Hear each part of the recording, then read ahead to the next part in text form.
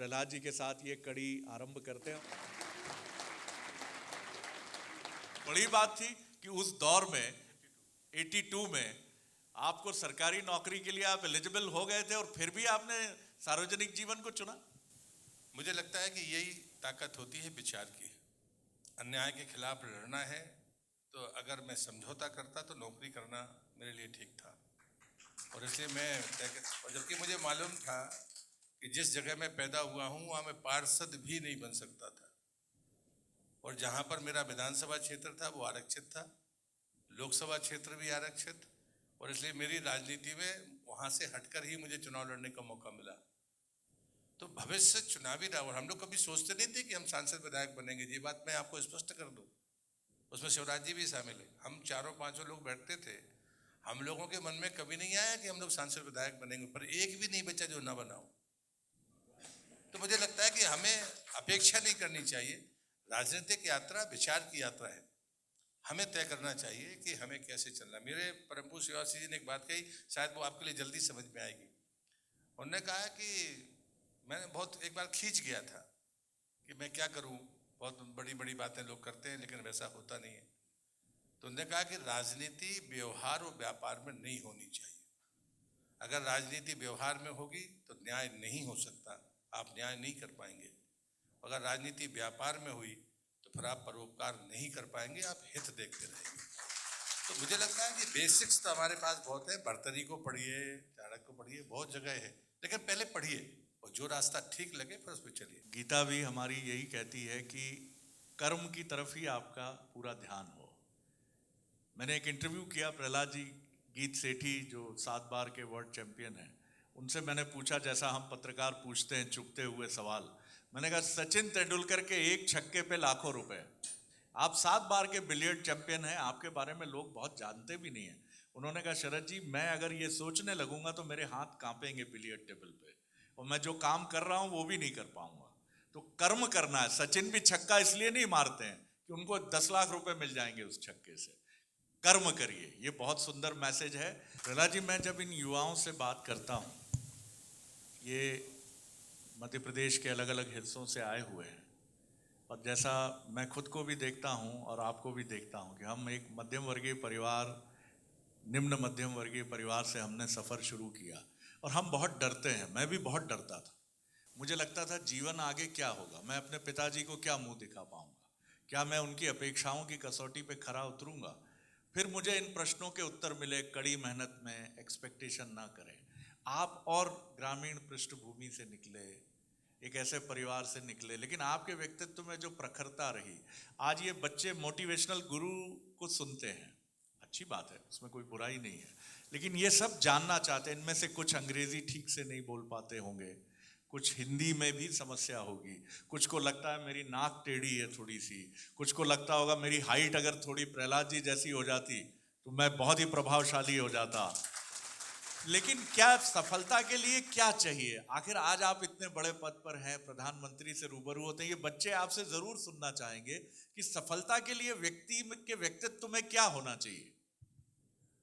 Sir जी, अगर अपनी बात देखें तो एक तो मैं आप सबसे निवेदन करूंगा कि हमारी पारिवारिक पृष्ठभूमि पर कभी अफसोस मत करिए, गर्व करिए। क्या बात है। आपका परिवार, आपका समाज, आप जिसको जाति कहते हैं, मैं उसके बहुत चक्कर में नहीं पड़ता, लेकिन जाति पर कभी हीन भावना नहीं रखनी चाहिए। और मैं नहीं मानता कि सफलता के लिए ये सीढ़ियाँ हैं, ये हमारे ईश्वर का दिया हुआ वरदान है, और शायद वो हमसे कड़ी परीक्षा लेना चाहता है। अगर कड़ी परीक्षा देने का तय किया है भगवान ने, तो फिर हमको ठोस बनना होगा, मजबूत बनना होगा।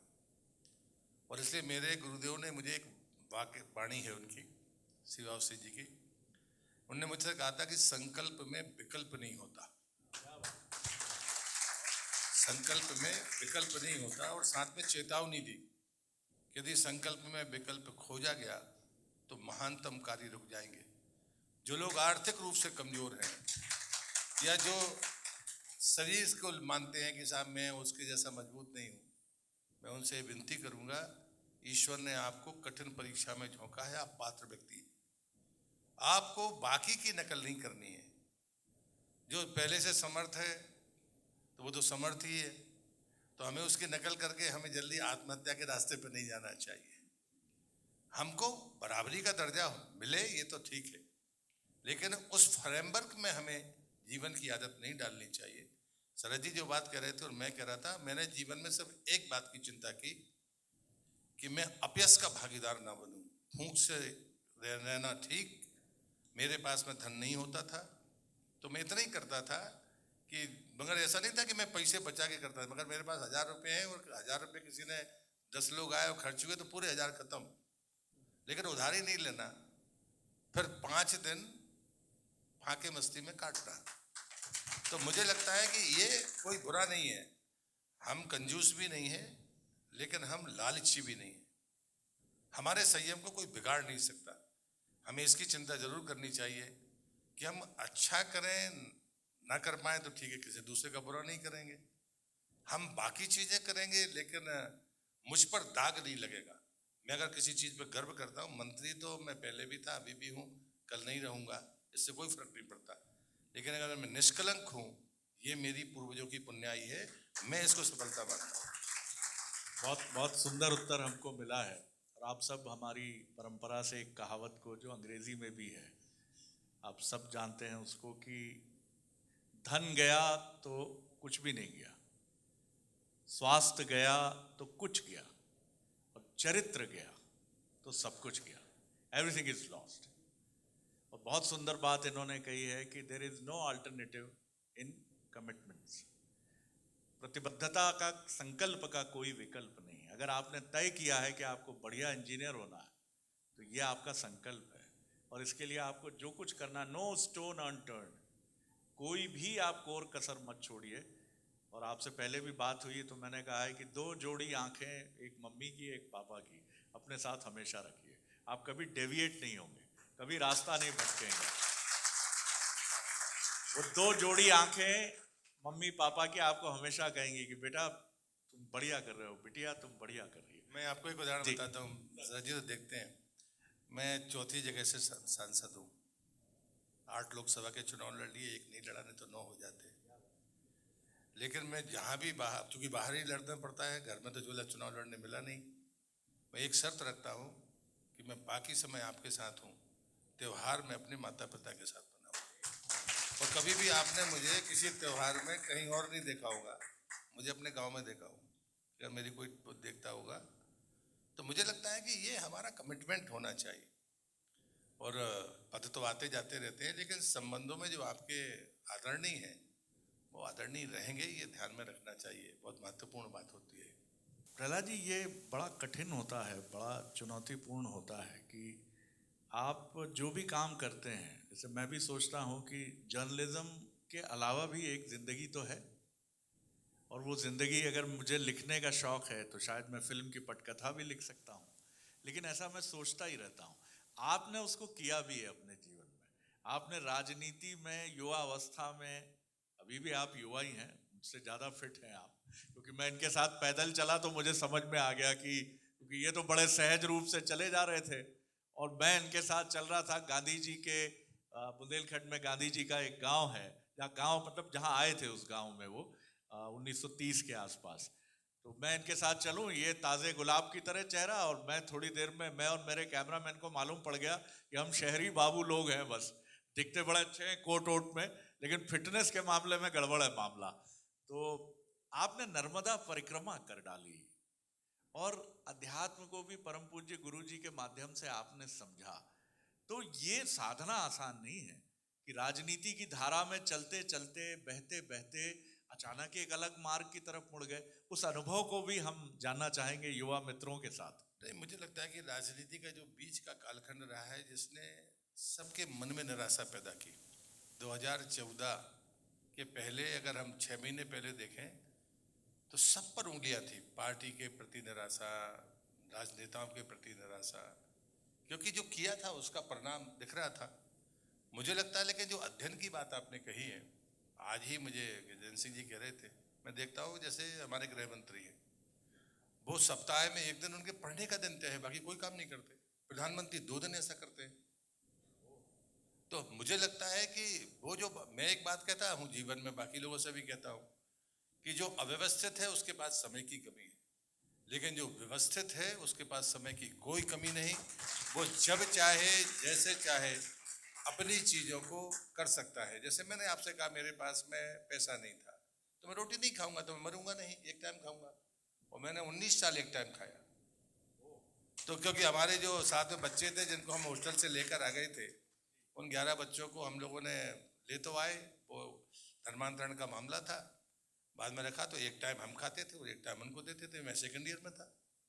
लेकिन ये मार्केटिंग की चीज़ें नहीं है, लेकिन उनमें से सारे के सारे लोग, कोई डॉक्टर कोई बाकी, सारे लोग सफल हुए। और सारे उस वर्ग से आते थे जिनको कहते हैं कि साहब ये अछूत बन गए। तब से मैंने 99 के बाद दूसरी बार 2 टाइम खाना शुरू किया। नहीं तो तब तक हम कॉलेज में पढ़ते थे तो हम एक टाइम ही खाते थे। हमें ये तय करना होगा, मैं लेट हो रहा हूँ और मैं समय का पाबंद हूँ तो भोजन स्किप कर दो, स्वागत का कार्यक्रम स्किप कर दो, इसमें क्या बिगड़ने वाला है। लेकिन टाइम मैनेजमेंट अगर हमने मेंटेन करना है, मैं अभी भी कभी लेट नहीं चलता। इसलिए मैं जब यहाँ 1 घंटे मुझे लेट होना पड़ा तो मैंने आपको फ़ोन कराया, इतने सारे बच्चे बैठेंगे, ये ठीक नहीं है, मैसेज ठीक नहीं जाता। और इसलिए मुझे लगता है कि हमें समय पर रहना चाहिए। समय की आदत आपको संकल्प के तौर पर स्वीकार करनी चाहिए। अगर आप टाइम पर चलेंगे तो सारे काम आपका मिनट टू मिनट आपका कार्यक्रम ठीक होगा, ये बात आप मानकर चलिए, और वो भरोसा भी बढ़ाएगा। देखिए, ये आप युवाओं के लिए बहुत महत्वपूर्ण मंत्र है, क्योंकि हम में से कई लोग लेट लतीफ़ के तौर पे पहचाने जाते हैं। कई को घर वाले भी मान लेते हैं कि ये कभी समय पे नहीं आएगा, इसको बोलो इतने बजे आएगा तो इतने बजे आएगा। लेकिन ये कितना इम्पोर्टेंट मंत्र है कि स्वागत स्थगित कर दीजिए। और एक बड़ा खुलासा भी प्रहलाद जी के माध्यम से हुआ है। केंद्रीय गृह मंत्री एक दिन पढ़ाई के लिए रखते हैं, और प्रधानमंत्री 2 दिन रखते हैं पढ़ाई के लिए। हम कितना रखते हैं सर? आप देखिए, अपडेट होने के लिए कि दुनिया की बेस्ट किताब कौन सी आई है, अभी कौन सी नई फिलॉसफी चल रही है, अखबार के अच्छे आर्टिकल जो सप्ताह भर में आपने इकट्ठे किए हैं, कितनी इंपॉर्टेंट बात है। तभी तो आप सदन में जवाब दे पाते हैं या अपने भाषणों में। कितनी बात, ये बड़ा खुलासा है सर, ये बड़ी जी। नहीं, एक और मैं बात कहता हूँ कि आप सबकी बायोलॉजिकल क्लॉक आपने बिगाड़ ली अभी, और ये चैलेंज है आपका अपने लिए कि कोई नहीं जानता आपके बारे में। लेकिन अगर आपको 2 बजे उठना है और अलार्म लगाना पड़े, इसका मतलब है कि आपका संयम गड़बड़ा रहा है, या तो आप तनाव में है। मैं इसलिए नहीं कह रहा हूँ कि मैं बहुत बड़ा आदमी। आपने परिक्रमा की बात की, ये कृपा है। एक तो कृपा है, दूसरा आपको संभल के चलना चाहिए। मैं आज 63वें वर्ष में चल रहा हूँ, लेकिन आज तक कभी भी अलार्म से नहीं उठा। और मैं 2 बजे से हूँ और मुझे 5 बजे जाना है तो मैं 5 बजे चला जाऊँगा। अभी तक तो ज़रूरत नहीं पड़ी। कई बार मुझे एक आध बार शंका हुई थी, मैंने कह दिया कि भाई देख लेना, 5 बजे रिंग लगा देना। पर हुआ ये कि मैं बाथरूम में हूँ, तब वो रिंग आती थी, तब तक मैं नहा चुका होता था। मुझे लगता है कि बायोलॉजिकल क्लॉक हमारे स्व अनुशासन का पैमाना है। क्या बात। और इसलिए हम थोड़ा सहज रहे। अध्ययन करने वाले को दबाव में नहीं रहना चाहिए, उसकी इच्छा से उसका शरीर चलना चाहिए। कितना ही परिश्रम करें, आपके परिश्रम में आप थक रहे हैं, ये आप पर लागू नहीं होता। हम लोगों पर हो सकता है जो 60 पार है, आप पर नहीं हो सकता। और आपके ऊपर कोई रहम नहीं होनी चाहिए कि साहब आप 14 घंटे पढ़ रहे हैं तो आप थक जाएंगे, बड़ा ऐसा ना, बिल्कुल नहीं साहब। हम लोग अभी 17-18 घंटे हम कर लेते हैं, तो आप क्यों नहीं कर सकते? और इसलिए मुझे नहीं लगता कि ये कभी किसी के साथ रियायत होनी चाहिए, और इस आधार पर हमें किसी का प्रतिवाद करना चाहिए, चाहे आपके शिक्षक हों, चाहे आपके अभिभावक हों। ये तो हमारी कमजोरी है, हमें अपनी माननी चाहिए, किसी दूसरे पर दोष नहीं देना चाहिए। देखिए साहब, ये एक और बहुत महत्वपूर्ण पॉइंट्स आया है हमारे सामने। आप सब जो पीछे भी बैठे हैं, बहुत ध्यान से सुनिए। 60+ 63 और 17-18 घंटे काम। प्राइम मिनिस्टर 70+, लेकिन काम करने का तरीका 17-18-19 घंटे तक जाता है। नवरात्रि में हम उनके बारे में सुनते हैं, प्रहलाद जी से ही मैं जानूंगा कि वो सिर्फ कुनकुना पानी, लौंग और कुछ हल्का फुल्का अगर वो ग्रहण करते हो तो ये शक्ति जी, कुछ भी जी, सिर्फ गर्म पानी 9 दिन। और वो विदेश यात्रा में भी उन्होंने साबित कर दिया, वहाँ के सारे प्रोटोकॉल बदलने पड़े, उनके ड्रिंक्स चलते हैं, बाकी चीज़ें उनके कारण। बाकी जब वो अमेरिका गए थे तब नवरात्रि थी, तो बाकी सारी व्यवस्थाएं बदली गई, वो सिर्फ गर्म पानी ही सबको मिला। तो मुझे लगता है कि ये चीज़ें भी, और ये सांस्कृतिक दूत की तरह काम है मुझे लगता है। दूसरा, जब वो कहीं किसी भी दुनिया के राष्ट्राध्यक्ष से मिलते हैं तो वो भारतीय ग्रंथ देते हैं उनको। तो ये चीज़ें होती है कि जब हम किसी संस्कृति को स्वीकार करते हैं, और ये भरोसा होना चाहिए, ये इसलिए नहीं कि मतान्यता में आप उसका अनुसरण मत करिए, मैं उस नाते नहीं कह रहा, लेकिन यदि आप मानते हैं कि हमारी संस्कृति में वो ताकत है तो फिर उसका अनुसरण पूरी निष्ठा के साथ होना चाहिए। मैं बहुत धन्यवाद करता हूं प्रहलाद जी, मेरे पास शब्द नहीं है। आज आपको सुनना, एक विचारक राजनेता को सुनना है जिसकी यात्रा सच से, अनुभव से आगे बढ़ती गई है, और वो राजनीति की गहरी गुफाओं में कभी भयभीत नहीं हुआ। आज शरद जी एक को मैंने एक जगह घुमा दिया और उनको याद नहीं रहा, उन्होंने परिक्रमा के बारे में पूछा, मैंने एक लाइन भी नहीं बोली। एक लाइन नहीं बोली इन्होंने, बिल्कुल ठीक है। मैंने परिक्रमा की है, बिल्कुल अलग विषय है, और मैं मानता हूं कि जीवन में छोड़कर बाहर जाकर फिर लौट कर आइए। ये सुविधाएं आपको बांध कर रखती है, इसलिए ये सब लगता है।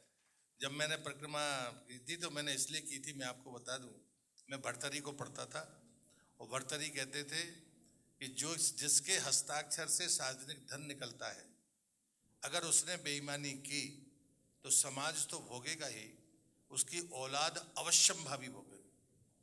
जब कभी कोई भ्रष्टाचार करता है तो समाज को उसका नुकसान होता है, लेकिन आप ये बात मानकर चलिए कि उसकी औलाद से पैमाना तय होता है। तो मैं परिक्रमा में जब दूसरी बार गया, पहली बार तो गुरुजी की सेवा में गया था, दूसरी बार हम सपत्नीक गए, कि जितना हम जानते हैं उतना कई बार 100% ठीक नहीं कर पाते, जो हमारी जानकारी में आता है, और जो हम नहीं जान पाते तो वो तो हमें पता ही नहीं है। लेकिन जब आपको वोट मिलता है तो न जाने कितने लोगों के सहयोग से आप यश प्राप्त करते हैं, तो आपके नाम का दुरुपयोग करने वाला पाप भी आप ही को भोगना पड़ेगा। जब आप सांसद बनने का यश प्राप्त करते हैं या जनप्रतिनिधि बनने का, तो मुझे लगता है कि ये प्रायश्चित जरूर करना चाहिए। और इसलिए मुझे लगता है कि संतान से ज़्यादा प्रिय क्या होता है माँ बाप को, तो कम से कम वो हमारे नाम का उपयोग ना करें, लेकिन मेरे कारण उनका अपयश हो या उनका नुकसान हो, ये जिम्मेदारी आपस की है, आपकी भी है माता पिता के प्रति और माता पिता की बच्चों के प्रति। और इसलिए साधना का मार्ग रास्ते देता है, बहुत घबराने की जरूरत नहीं है। जब कभी मन खराब हो तो अकेले शांत बैठना, अपने आप से प्रश्न करना, मेरे जैसे जवाब दे पाओगे, मेरा विश्वास है। आपका धन्यवाद, बहुत बहुत बहुत शुक्रिया प्रहलाद जी।